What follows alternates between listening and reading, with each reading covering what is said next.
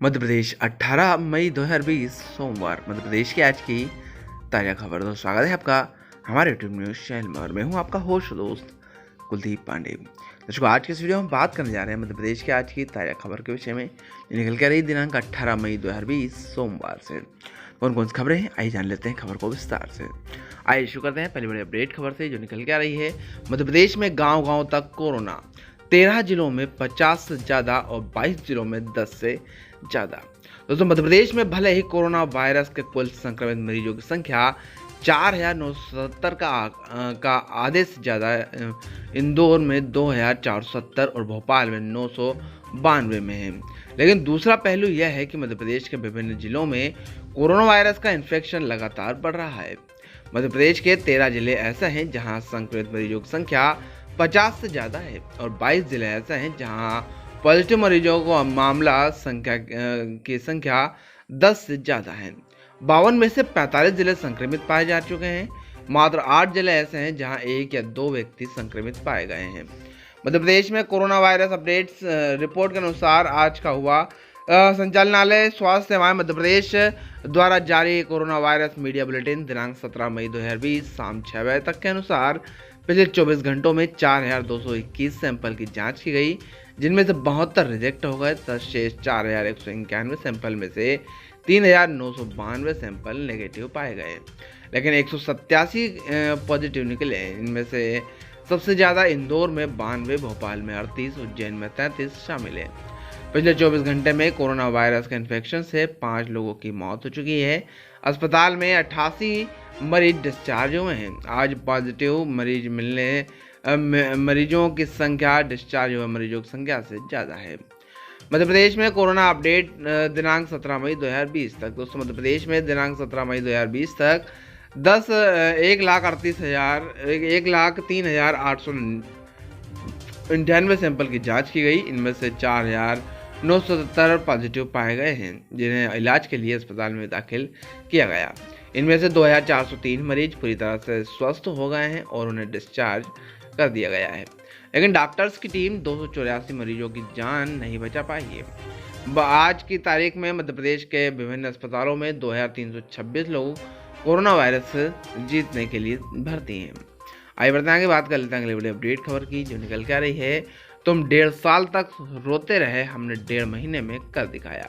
शिवराज सिंह चौहान का बड़ा जवाब। दोस्तों, मुख्यमंत्री शिवराज सिंह चौहान ने कहा है कि 1.5 साल बाद मध्य प्रदेश के गरीब किसान एवं मजदूर का फिर से भाग्योदय हुआ है। कांग्रेस के मात्र 1.5 साल के शासनकाल में गरीब की सुविधाएं चुन चुन कर छीन ली गई और उसे दर दर की ठोकरें खाने के लिए मजबूर किया गया। और कांग्रेस सरकार एक तरह खजाना खाली होने पर का रोना रोती रही और दूसरी तरफ एकमात्र लूट खसोट के एजेंट पर काम करती रही। गरीब जनता की पढ़ाई लिखाई दवाई सब बर्बाद कर दी गई, लेकिन 1.5 साल बाद प्रदेश के फिर करवट बदल ली है और मात्र 1.5 महीने में हमने जनता को और प्रदेश के हित में ताबड़तोड़ निर्णय लिए हैं। न सिर्फ निर्णय लिए हैं, बल्कि उन निर्णयों को अमल करके भी दिखाया है। 16,489 करोड़ की पर्याप्त धनराशि की त्वरित गति से आवंटित भी किया गया है। आज प्रदेश के लोग में फिर से आत्मविश्वास की लहर है।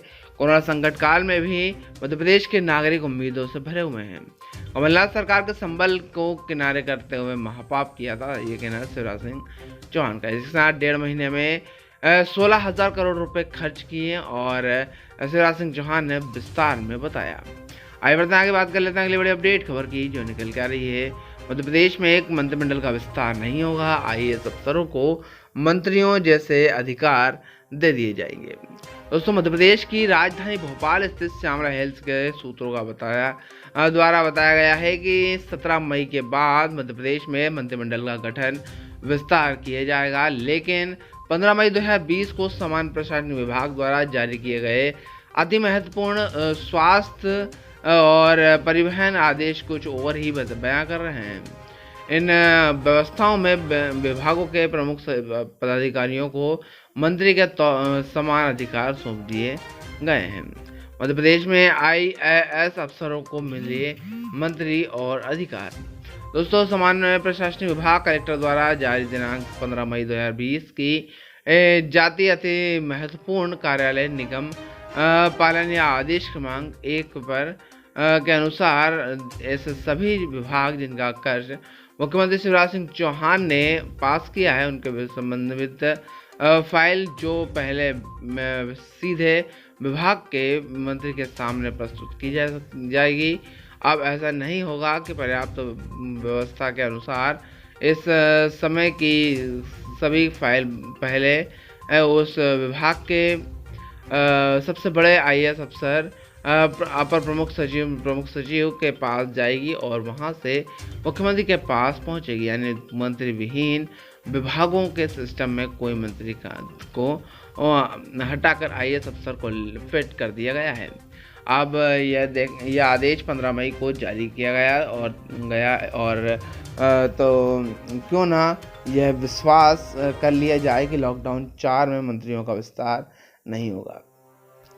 यह रहा सामान्य प्रशासन विभाग का आदेश क्रमांक। दोस्तों, प्रति समस्त अपर मुख्य सचिव मध्य प्रदेश शासन के समस्त विभाग मंत्रालय विषय कार्य मध्य प्रदेश कार्यपालन शासन के कार्य नियम का पालन करने से संबंधित इस प्रकार से पूरा लेटर उन्होंने बताया गया है। आइए बढ़ते हैं आगे, बात कर लेते हैं अगली बड़ी अपडेट खबर की जो निकल के आ रही है। मध्य प्रदेश में ग्वालियर के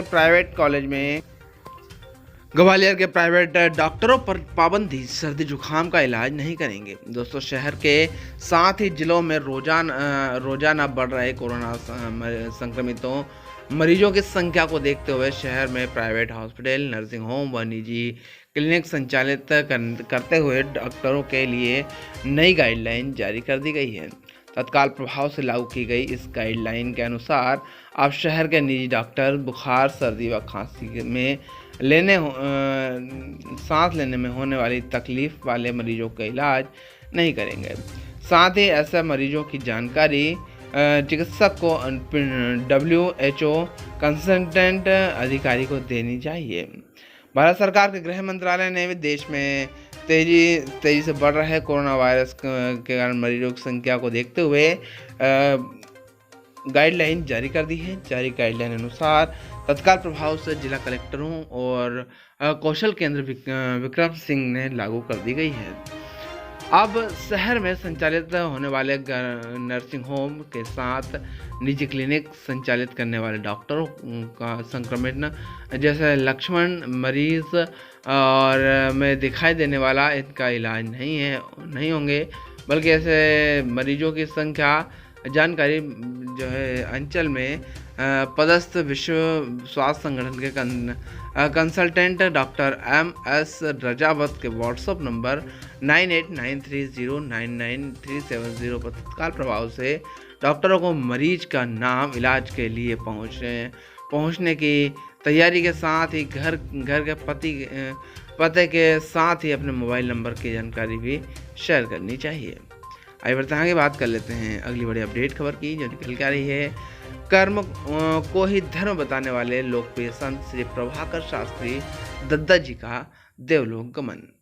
दोस्तों, आपको बता दें कि मध्य प्रदेश सहित देश भर में प्रख्यात संत श्री प्रभाकर शास्त्री दद्दा जी ने आज अपने आश्रम में अंतिम सांस ली।